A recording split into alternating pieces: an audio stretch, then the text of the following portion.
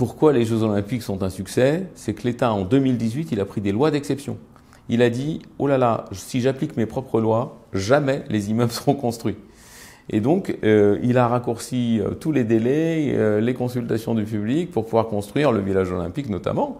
Et s'il n'avait pas fait ça, on n'aurait jamais eu, en temps et en heure, les infrastructures des Jeux Olympiques. Et la question, c'est est-ce que pour industrialiser ou pour régler la crise du logement, il faut la même énergie que pour les Jeux Olympiques et la même volonté de l'État, ou est-ce que ces sujets ne valent pas les Jeux Olympiques?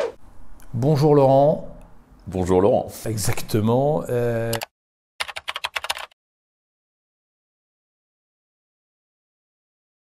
Donc nous avons le plaisir de te recevoir, enfin plus exactement de venir te visiter dans les locaux d'EOL. On dit EOL, EOL. Oui, EOL. Oui. EOL, voilà. Donc nous avons le plaisir de te visiter dans les locaux d'EOL pour une interview exclusive. Est-ce que tu peux commencer par te présenter succinctement?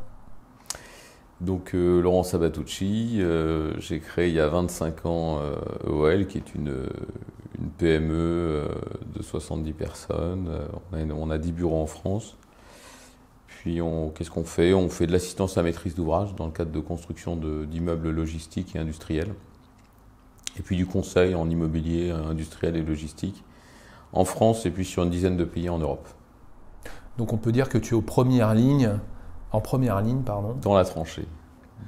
D'accord, donc tu es en première ligne, non dans la tranchée, dis-tu, de tout ce qui finalement est la conclusion d'une démarche d'industrialisation. C'est-à-dire que tu commences à bosser quand les investisseurs se sont dit il faut faire quelque chose. Et donc tu es aux premières loges pour constater ou pas un élan d'industrialisation. C'est quoi ton point de vue là-dessus? Alors ça existe, c'est-à-dire qu'on sent qu'il y a des projets, on sent que comme on a 10 bureaux en France, on a une bonne connaissance des régions, de l'ensemble des territoires. On a fait plus de 5 millions de mètres carrés en France, donc on connaît bien l'ensemble des territoires. Donc on a vu ce changement. On a vu d'une part que les villes moyennes se développent, et elles se développent notamment autour de l'industrie. Donc c'est une réalité. Après, les projets sont... Il y a deux types de projets aujourd'hui. Il y a des projets qui sont des grands projets internationaux, un peu fléchés par le politique, type Mega Factory. Donc des énormes projets qui arrivent et la France est sans doute en concurrence avec d'autres pays. Donc ça c'est du Choose France. Exactement. Et ça, j'allais dire, ça échappe à des gens comme nous et à pas mal d'intervenants et on voit ça arriver.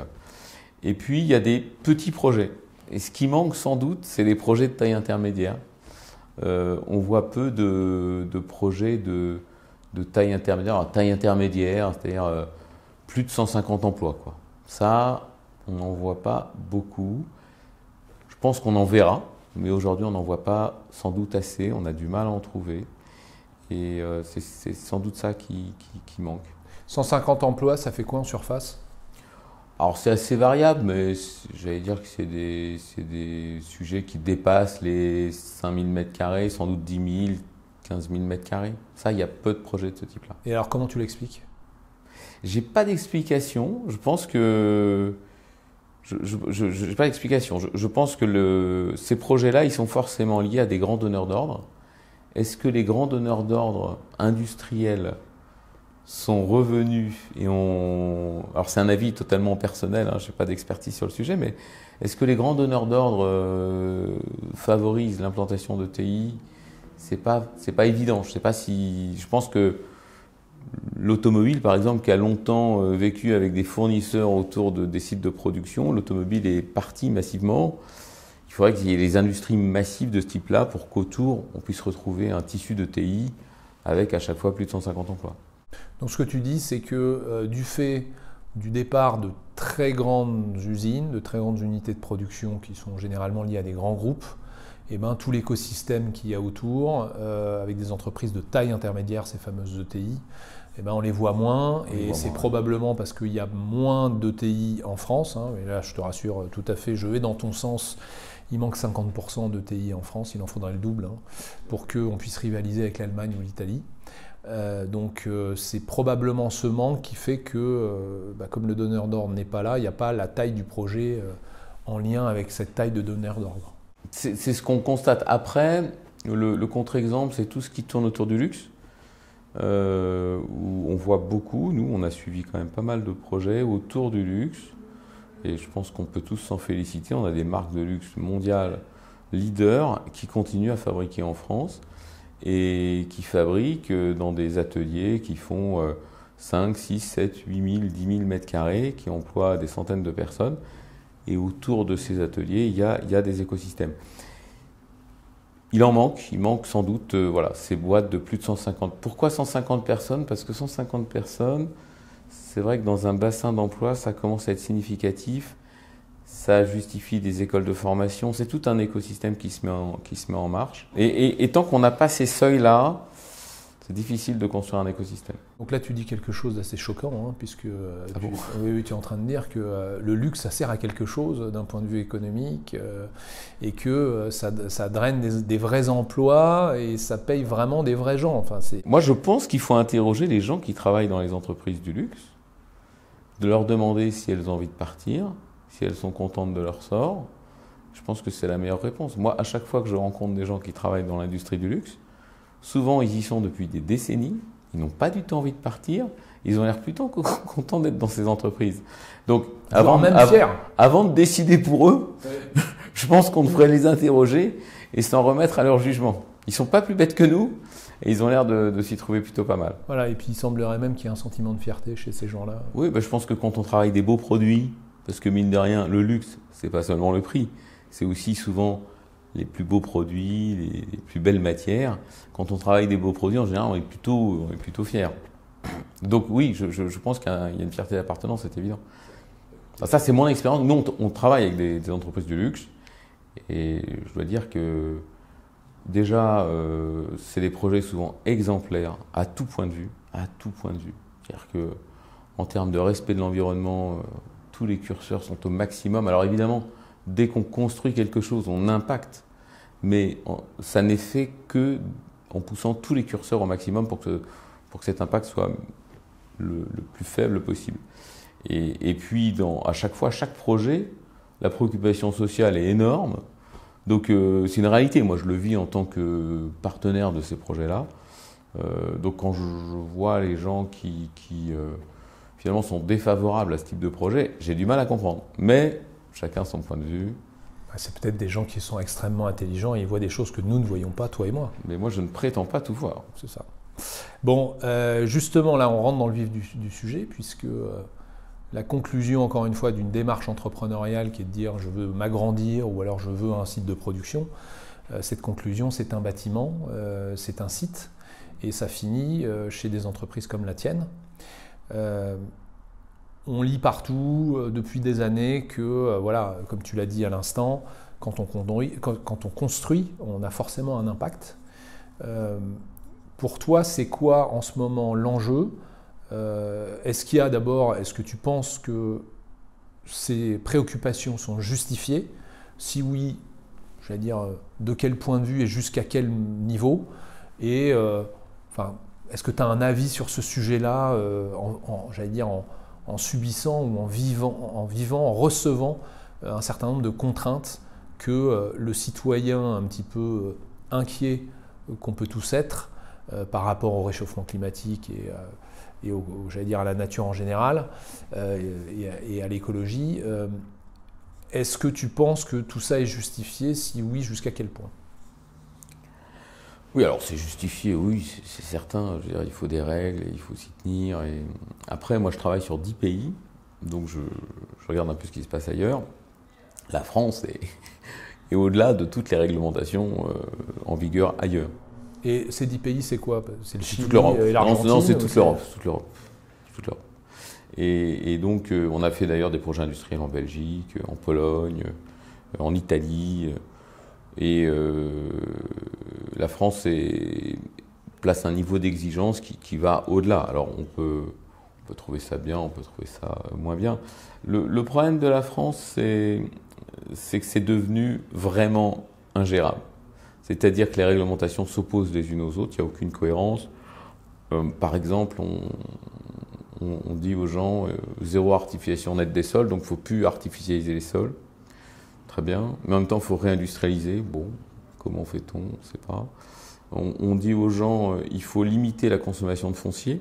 Et si vous mettez un site qui est classé, installation classée, donc tous les sites le sont à peu près, c'est-à-dire c'est un site dans lequel il y a des process industriels ou des produits qui peuvent être inflammables par exemple, on vous met des retraits autour du bâtiment qui sont les plus élevés du monde.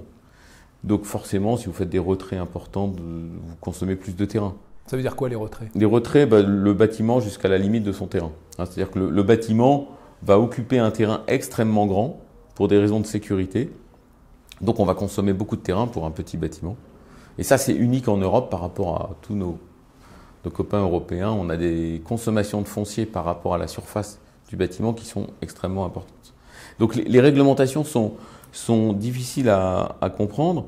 On a aujourd'hui, à mon avis, deux énormes problèmes.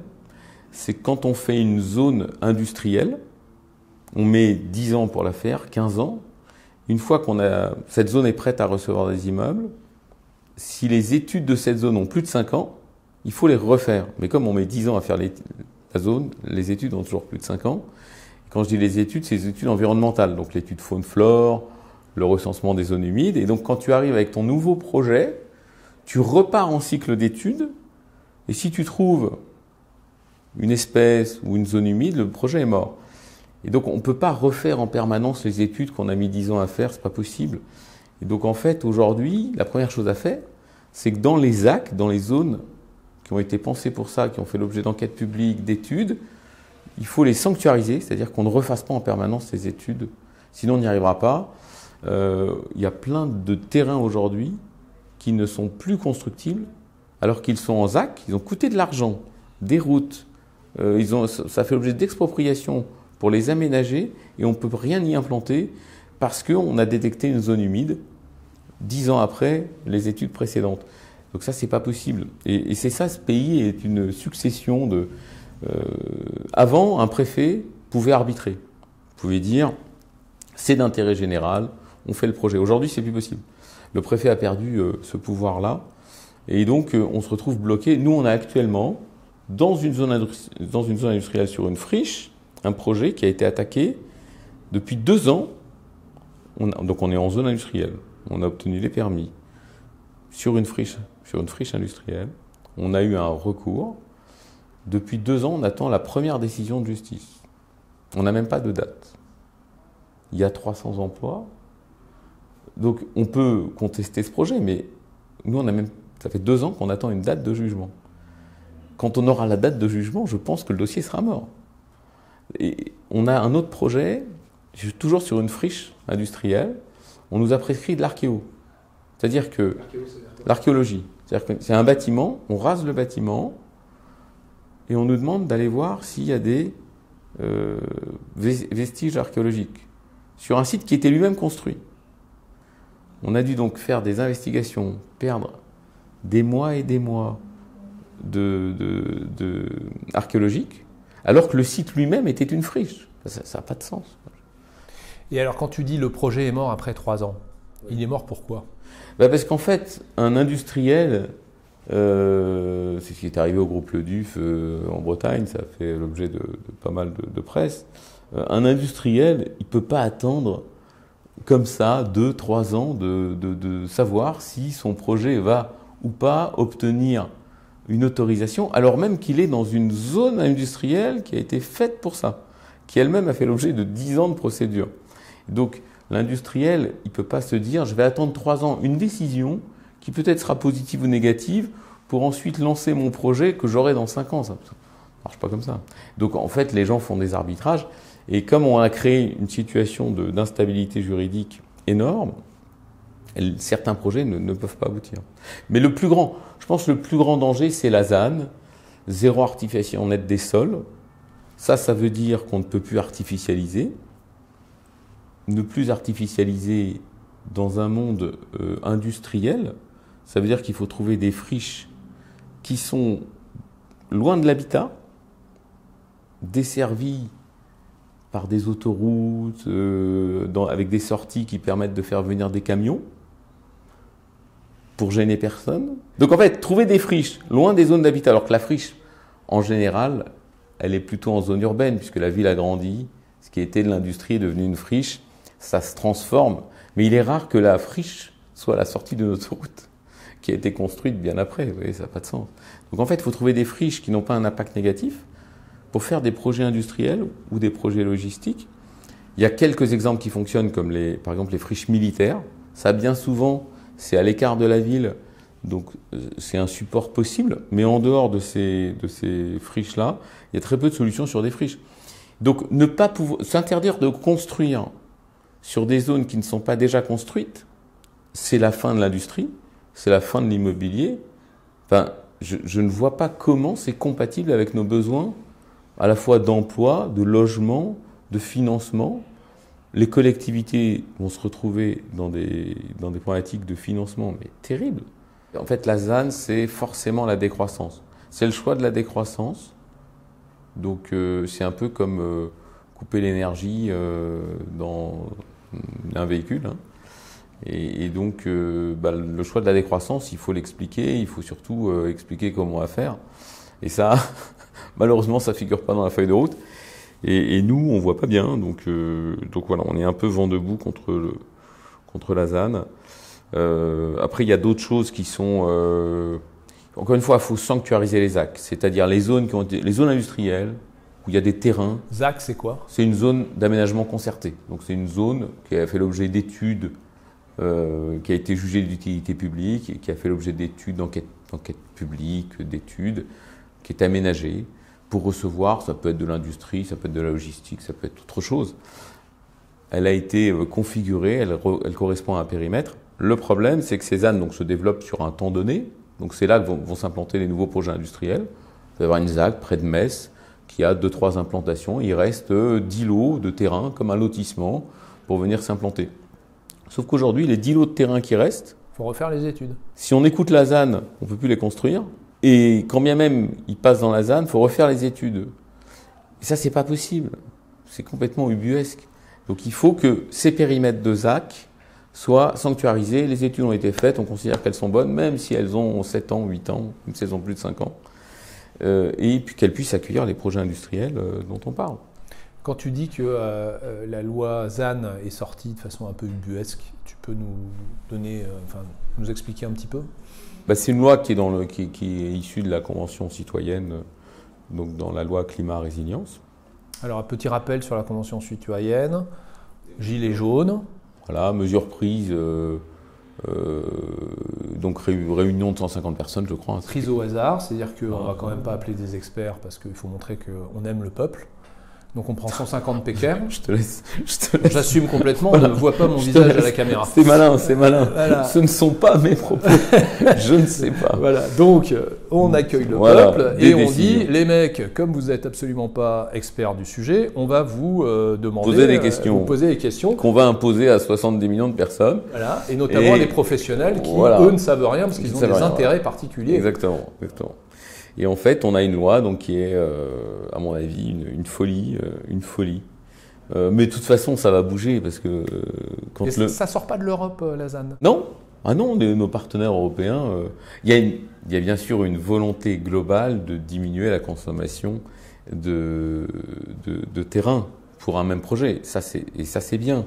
On peut faire plein de choses. On peut faire des bâtiments de grande hauteur, on peut faire des étages, il y a plein de choses à faire. Mais la loi ne dit pas ça aujourd'hui. La loi dit on ne peut plus urbaniser un terrain qui ne l'est pas. Donc il ne s'agit pas de faire en hauteur, il s'agit de plus faire du tout. Donc c'est tout à fait autre chose comme démarche. Et ça va tuer les collectivités territoriales, ça va tuer le développement économique. Donc ça ne peut pas être une solution. Donc voilà. D'autant que quand on lit les objectifs de la loi, l'objectif de la loi, c'était la biodiversité et la transition. Biodiversité. Quand on construit un immeuble, nous on fait les études de biodiversité. On fait les études avant, sur un champ, et on fait les études après, une fois que l'immeuble est construit. il y a plus de biodiversité après qu'avant. Il y a même des labels pour ça. On a des labels qui le prouvent. Pourquoi? Pour une raison simple. C'est que quand vous construisez sur une partie du terrain, peut-être 50%. Et sur le reste, qu'est-ce que vous faites? Vous mettez des bassins, vous mettez de la diversité végétale, de la biodiversité que vous réinstallez. Donc en fait, au final, vous faites plus de biodiversité. Après, on peut décider qu'il ne faut plus construire, mais c'est autre chose. En tout cas, la biodiversité n'est absolument pas un argument qui est valable, puisque c'est factuel, il y a plus de biodiversité après qu'avant. Et pour ce qui est de la transition, notamment énergétique, quand on construit, aujourd'hui on met des panneaux photovoltaïques partout, alors on peut dire que c'est bien ou pas les panneaux, ça c'est un autre débat, mais en tout cas, on met des panneaux partout, donc on produit plutôt de l'énergie photovoltaïque sur les immeubles, plutôt que quand il n'y a pas d'immeuble. Donc tout ça peut se discuter, en tout cas la ZAN c'est un peu une folie. Je pense que ça va bouger parce que c'est intenable et comme l'État aura besoin à un moment donné de financer, les collectivités aussi, on reviendra. Le problème c'est que c'est toujours la même chose, quand vous avez stoppé pendant 4-5 ans, même si c'est comme le nucléaire, c'est la même chose. On va dire on arrête le nucléaire, ah mince on s'est trompé, il faut redémarrer. Sauf qu'il faut 10 ans pour redémarrer. Bah là, ça va être pareil.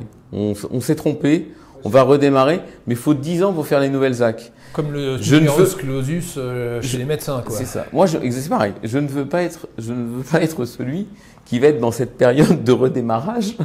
Ça va être compliqué. Pourquoi ça va être compliqué?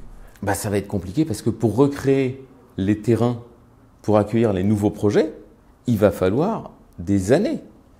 En fait, on arrête un flux de création de terrain, puisque la ZAN arrête, les collectivités ne vont pas créer de nouvelles ZAC. Dans un contexte de ZAN, elles ne pourront pas le faire. Donc, ça va durer 4-5 ans, j'en sais rien. Au bout de 4-5 ans, on va se dire, on s'est trompé, recréons des ZAC. Sauf que pour créer une ZAC, il faut 5 à 10 ans. Donc, on est reparti. C'est comme le nucléaire, on est reparti. Alors, il n'y a pas moyen de faire plus vite? Ah bah si, avant, on faisait plus vite. Ah bah bien sûr. Ah non, mais ça, c'est un autre sujet, c'est la simplification. C'est le sujet majeur. Je pense que si on veut faire des économies, il y a une chose à faire. Mais bon, tout le monde en parle, personne ne le fait, il faut simplifier. Si on simplifie les autorisations, les permis de construire, si on redonne le pouvoir à l'État et qu'on se dit qu'on lui fait confiance, moi je suis plutôt là-dessus. Hein. C'est-à-dire que si le préfet a le pouvoir, c'est-à-dire qu'il peut prendre des décisions et qu'on dit les instructions durent moins longtemps et sa décision a de la valeur, on peut faire plus vite. Aujourd'hui, il n'y a plus de pouvoir au niveau de l'État, il y a des pouvoirs au niveau d'associations, au niveau d'organismes indépendants. Justement, tu peux détailler en grandes lignes. En grande ligne, le préfet aujourd'hui, pour prendre une décision, je pense que c'est compliqué pour lui, parce qu'il a une autorité environnementale, parce qu'il a des contreparties nombreuses et variées qui peuvent tout à fait contester son autorité. Contester devant qui? Contester devant l'opinion publique, devant les tribunaux. C'est pour ça qu'on a des recours, même quand on a le soutien du préfet.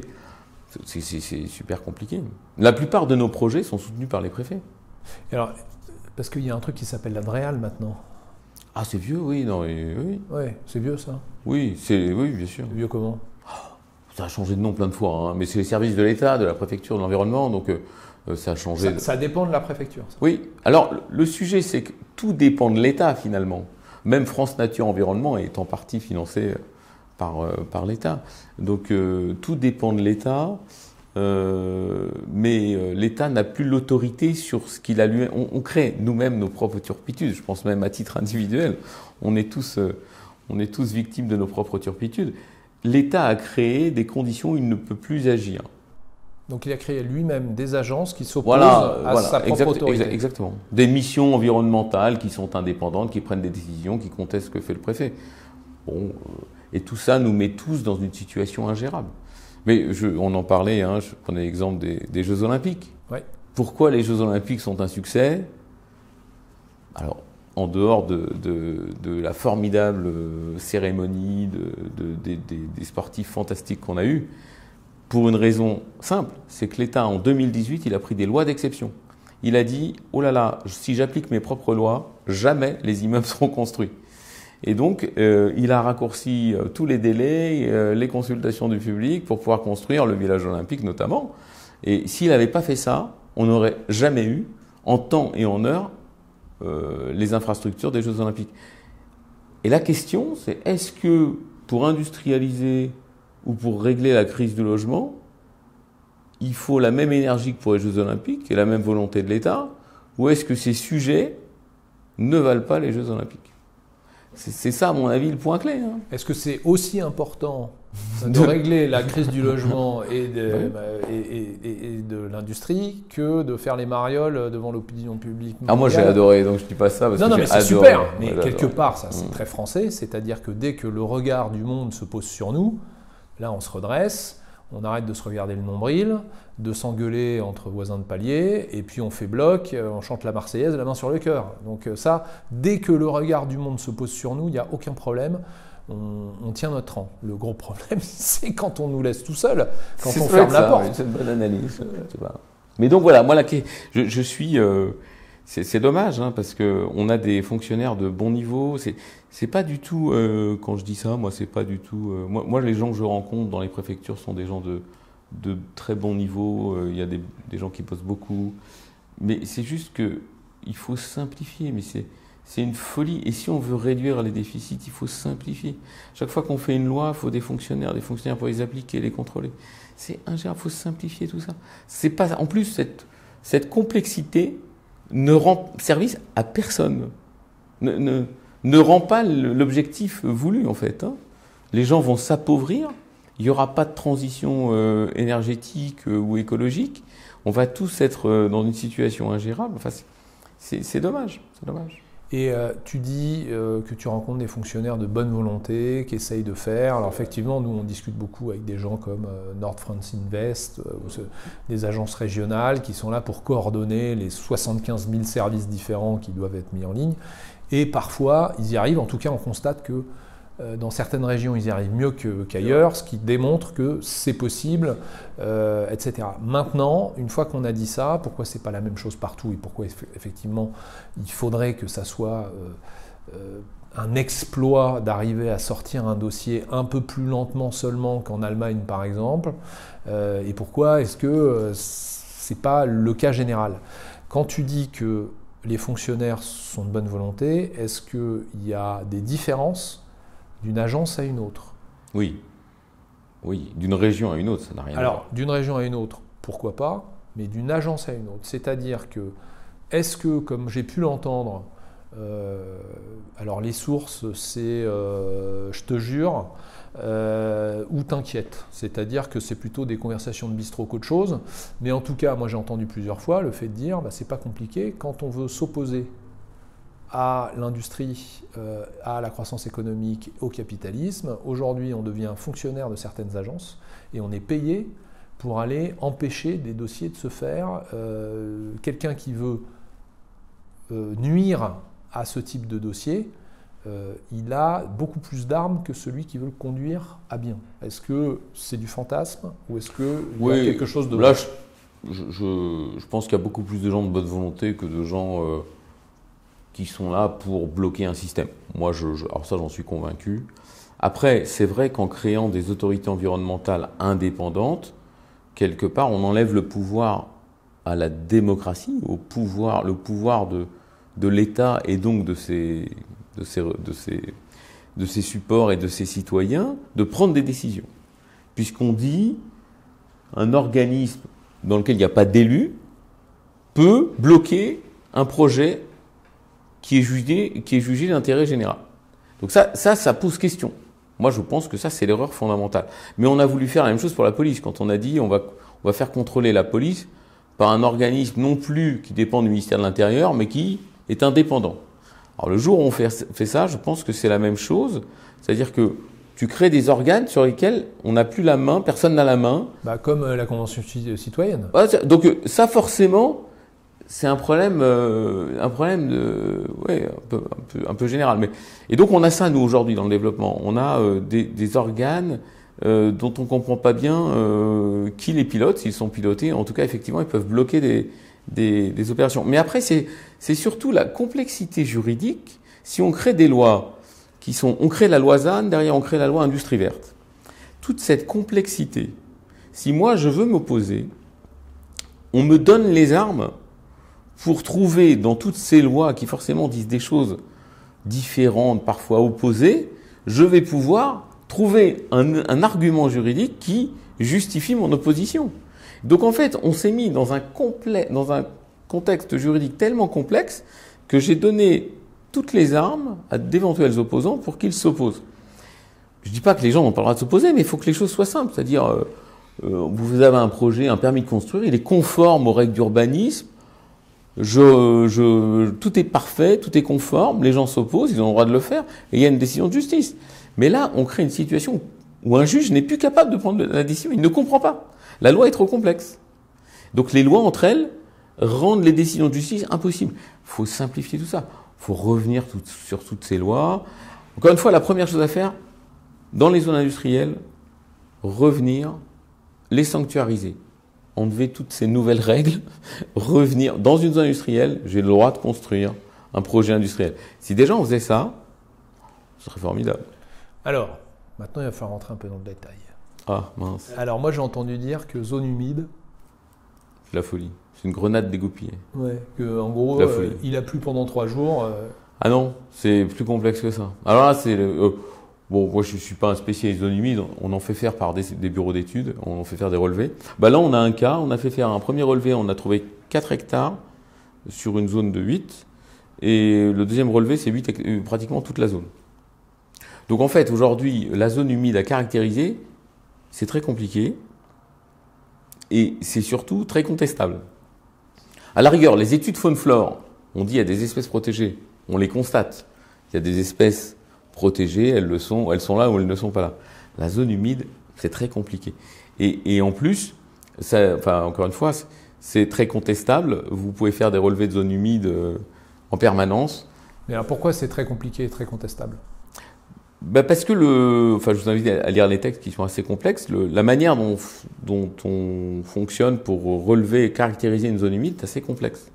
Une zone humide, c'est pas une flaque d'eau, c'est un terrain qui a de l'humidité. Donc vous faites des sondages. Donc ça veut dire qu'en fonction des saisons, en fonction de l'humidité de l'air, en fonction des choses, il y a plein de choses qui changent. Ouais, alors comme c'est dans le sol, alors moi je suis pas un spécialiste, les bureaux d'études en parleraient bien mieux que moi. C'est-à-dire que c'est pas parce qu'il a plu qu'il y a une zone humide, hein, c'est plus complexe que ça. C'est juste que c'est complexe à caractériser. Donc on crée un nouvel élément de complexité qui fait que vous pouvez à tout moment vous retrouver, même dans une zone qui a fait l'objet d'études antérieures où il n'y avait pas de zone humide. Vous faites un nouveau relevé, vous trouvez une zone humide, le dossier est bloqué. Mais ce qui est fou, là on avait un projet industriel important bloqué par une zone humide qui est apparue au gré du projet. C'est-à-dire que c'est très dangereux ce type de réglementation.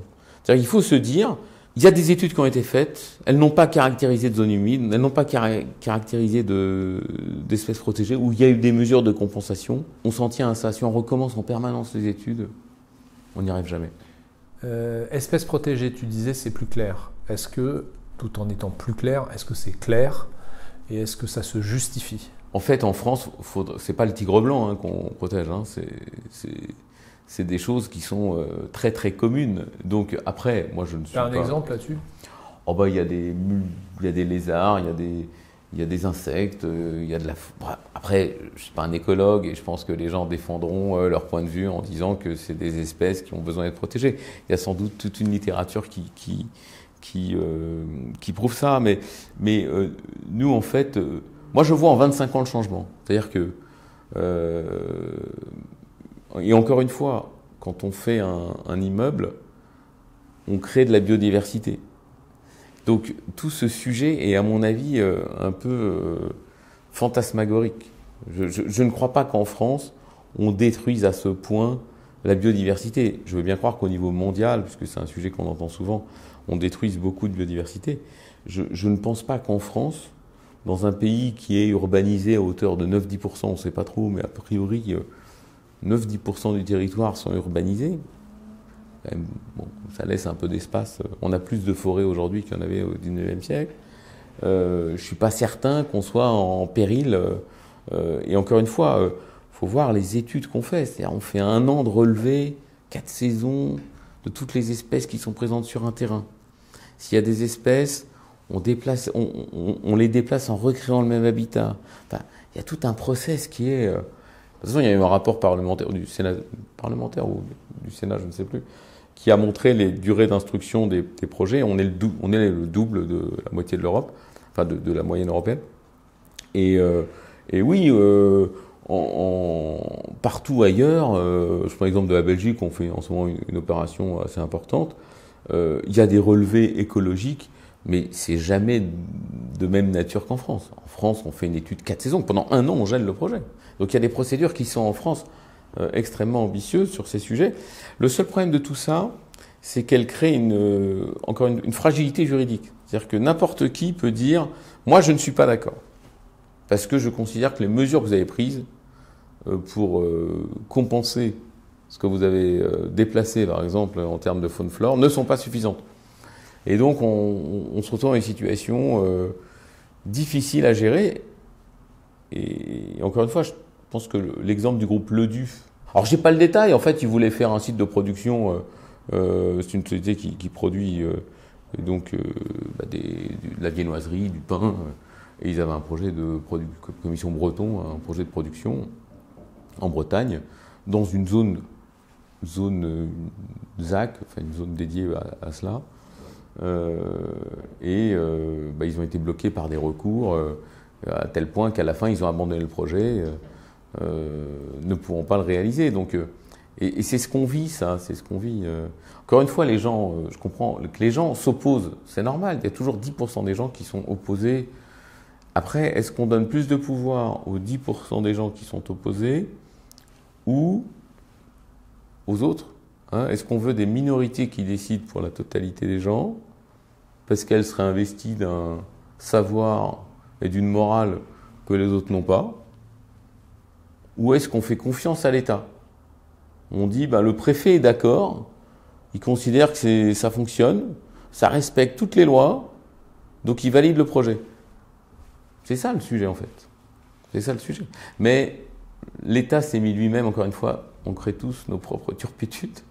L'État s'est mis dans une situation qu'il a lui-même créé D'ailleurs, encore une fois, pour les Jeux Olympiques, il s'est dit, oh là là, si je respecte mes propres lois, je suis mort. Il a pris des lois d'exception. Donc, il faut se dire, revenons un petit peu en arrière, simplifions tout ça pour des projets industriels, arrêtons avec l'industrie verte. La loi industrie verte, ça ne sert à rien. Faisons de l'industrie. Parce que c'est quoi l'industrie verte? Moi, j'aimerais un. Faisons de l'industrie, respectons les lois, mais n'entravons pas les projets. Faisons des projets industriels avec l'appui des collectivités, l'appui des préfets. Et à partir du moment où tout le monde est d'accord, il y a des enquêtes publiques, on va au bout des projets. Et on se dit, il faut qu'en 1 an, un projet sorte de terre. Voilà. Et là, d'un seul coup, on redevient hyper compétitif au niveau européen. Alors, est-ce que tu as des petites anecdotes sympathiques qui pourraient nous amuser pour illustrer tout ça? On a notre sujet où on attend depuis 2 ans une première décision de date devant un tribunal parce qu'on a un recours d'un projet en zone industrielle sur une friche. Et depuis 2 ans, on attend une date pour savoir si ce recours... Donc ça veut dire que... Ça veut dire que nous, on a mis 2 ans à faire le projet. Oui. On a obtenu toutes les autorisations. Tout a été respecté. On a obtenu toutes les autorisations. On a un recours. Et depuis 2 ans, on attend qu'un tribunal administratif juge ce recours. Donc, on ne sait pas... Donc ça fait déjà 4 ans. Ça fait déjà 4 ans. Ouais. Ces 4 dernières années, comme tu le sais, il s'est passé 2-3 trucs. Autant dire que faut avoir une sacrée volonté au cours des 4 dernières années pour dire, tiens, je vais quand même faire ce projet. Je vais pas aller le faire ailleurs, je vais quand même le faire aboutir. Donc, il faut bien se dire, voilà, en 4 dernières années, c'est une éternité dans le monde dans lequel on vit. Hein. Donc, au bout de 4 ans, si dans 6 mois ou 1 an, on a cette décision, là, il y a 2 cas de figure. Soit elle est positive et il n'y a pas d'appel. Et là, on peut enclencher le projet. On aura mis donc 5 ans à lancer la construction. Il mettra 1 an à se construire. On aura mis 6 ans. Si on a un recours, si on a un appel, ben là, on est reparti. C'est un truc. Et donc ça, c'est pas possible. Et alors ça c'est pas ça possible. c'est pour un industriel existant. Oui. Donc Projet. il a son budget, il doit faire appel à des banques, j'imagine, ou des fonds. Ah, comme ça. oui. Mais alors, ce qui est très drôle, c'est qu'en plus, c'est une entreprise nouvelle qui lève des financements exprès pour ça, qui n'a pas nécessairement là, c'est pas le cas. Là, c'est pas le cas. Heureusement, oui, non, là, c'est pas possible. Alors là, c'est mort. Elle est morte. Ce que comprennent jamais ça tu peux peut-être nous expliquer, mais quand on lève de l'argent pour financer un projet et qu'on a réussi à obtenir la confiance d'investisseurs, de banques, etc., ce genre de recours, ça tue le projet. Ah oui. Parce qu'il faut renégocier les emprunts. Ah non, mais en plus, le gros problème, c'est que moi, je serais incapable de te dire combien de temps on va mettre. Tu dis à un type qui t'a prêté 10 millions d'euros, ah non, mais attendez, moi, j'ai pas la moindre idée du temps qu'on va mettre pour faire le projet. On comprend vite le problème. C'est-à-dire que c'est pas évident de réunir des investisseurs comme ça. Et donc, en fait, on en est là. Nous, on est incapable. C'est pas. Demandez à l'État, il a l'air de pas savoir non plus, donc personne ne sait. Donc en fait, oui, c'est pas possible en fait, c'est pas possible. Et on parle de projets, attention, là les projets dont je parle, c'est des projets avec plusieurs centaines de personnes, d'emplois, c'est pas des petits projets. Donc oui, c'est incongru. Et alors, est-ce que tu sens que dans la jante politique, il y a une prise de conscience de ça? Oui. Alors après, ça rejoint ce que tu disais tout à l'heure, il y a des régions, je pense les Hauts-de-France notamment, qui sont très volontaristes. Il y a des endroits où on sait mieux gérer quand même l'ensemble de ces sujets que d'autres. Et donc, comment ils font? Je pense qu'il y a plus de cohésion entre l'ensemble des services de l'État et régionaux pour que ça fonctionne mieux. J'avoue que j'ai pas la recette malheureusement, mais ça fonctionne mieux, indéniablement. Il y a des régions où ça fonctionne mieux. Donc il y a une prise de conscience, déjà locale, régionale. Les élus locaux, ils sont conscients de ça. Parce que eux, c'est leur problème. Ils voient que les projets n'aboutissent pas. Ils s'en mordent les doigts. Parce que eux, c'est des recettes en moins, c'est des emplois en moins. Donc déjà, au niveau local, ils sont conscients. Après, au niveau de l'État, dans les cabinets, dans les ministres et les gens qu'on croise, les gens sont conscients de ça. Le problème, c'est qu'il faudrait accepter de dire on s'est trompé, la ZAN, c'était une boulette, on va retirer le texte. Tu sais qu'il y a une tradition dans la Ve République. Ça n'existe pas, ça. Chaque président de la République fait sa grosse boulette. Donc, on a eu... quand même. On a eu Chirac avec le principe de précaution. Oui, d'accord. Voilà. Là, on en a une belle. On a eu des belles choses aussi sur l'arrêt du nucléaire. On a eu... Oui, tu as raison. Et donc, voilà, ils ne peuvent pas s'empêcher. Et le seul problème, c'est que tout le monde constate que c'est n'importe quoi. Mais l'auteur du méfait refuse de l'admettre. Donc, jusqu'à la fin de sa mandature, ça va rester. Et après, malgré les oppositions exprimées, les suivants, ils ne règlent pas le problème. Je pense que c'est... Bon, alors moi, objectivement, je pense que c'est très complexe. Donc je ne jette pas la pierre. Je dis juste... Tu fais ça très bien. Non, mais c'est très complexe. C'est des gens intelligents. Mais je vois qu'effectivement, il faudrait accepter de se dire on s'est trompé, remettre en cause certaines lois, simplifier. La simplification, c'est vraiment le nerf de la guerre. Mais pour tout... À titre individuel, encore une fois, on crée ses propres turpitudes. Donc, il faut simplifier.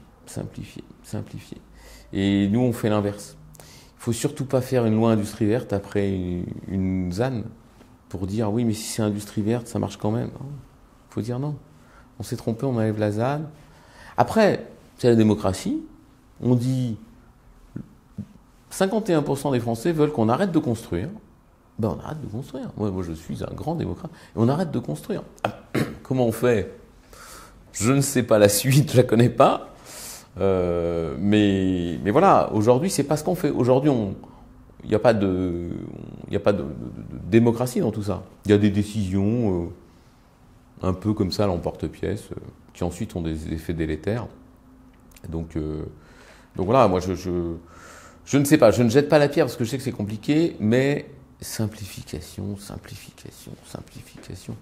C'est dommage, il y avait eu une commission avec Guillaume Poitrinal, ça n'a rien donné, simplification, notamment pour réduire les délais d'instruction des permis de construire. Parce que vous réduisez les durées d'instruction, tu crées de la croissance. Parce que tu réduis le temps pour faire.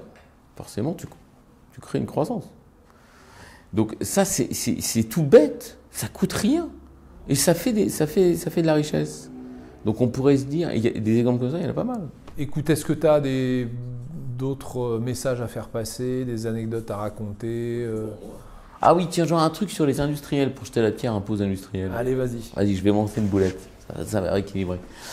Oui, moi je trouve, en revanche, tu vois, s'il fallait un peu avoir un œil critique sur les projets industriels, il me semble que les industriels auraient aussi intérêt à s'adapter davantage. C'est-à-dire à dire, ok, mon immeuble, peut-être qu'il doit être plus simple, moins spécifique. Parce que mes process industriels, peut-être qu'ils peuvent rentrer dans des immeubles qui sont plus standards, qui existent déjà. Tu vois, je trouve que on est quand même un peu, j'ai mon projet industriel, il doit être comme ça, autour d'un process extrêmement complexe. Est-ce que vraiment, là aussi, on ne peut pas simplifier? Donc là, tu parles de sophistication qui... Dans la réflexion, tu sais, c'est normal. Moi, je suis en charge de projet industriel, j'ai mon idée, je veux un process industriel comme ci, comme ça. Puis après, j'ai une réalité qui est un marché immobilier, des terrains inconstructibles, une complexité administrative terrible. Il faut moi aussi que je simplifie mon truc, tu vois. Je me dis, est-ce que je peux pas simplifier et faire des sites industriels dans des entrepôts qui sont inoccupés? On l'a fait, nous, 2 fois de suite. On a fait une brasserie, finalement, qui s'est implantée dans un site qui était plutôt classique, plutôt logistique. Et on avait fait une pâtisserie industrielle qu'on a implantée dans un site qui, au départ, était un entrepôt. Mais au départ, si tu prends la feuille de route initiale du projet, c'est vachement spécifique. Donc je me dis, côté industriel, faut que les gens ils se disent, oh là là, c'est hyper compliqué. Est-ce que moi je peux aussi faire des compromis, simplifier tout mon process, tu vois? Enfin, en tout cas une partie du process pour rentrer peut-être dans des immeubles qui existent, avoir moins de complexité sur les instructions, sur tout ça, en faisant des choses plus simples, plus finançables aussi. Parce que si tu fais un immeuble plus standard, il est plus facile à financer. Ce que tu disais tout à l'heure, tu vois, le type il a levé des millions pour son projet. Moi, les millions que je vais mettre, si le projet se décale, je sais que j'ai un immeuble que je peux louer pour autre chose, par exemple. Ça, c'est peut-être pas con.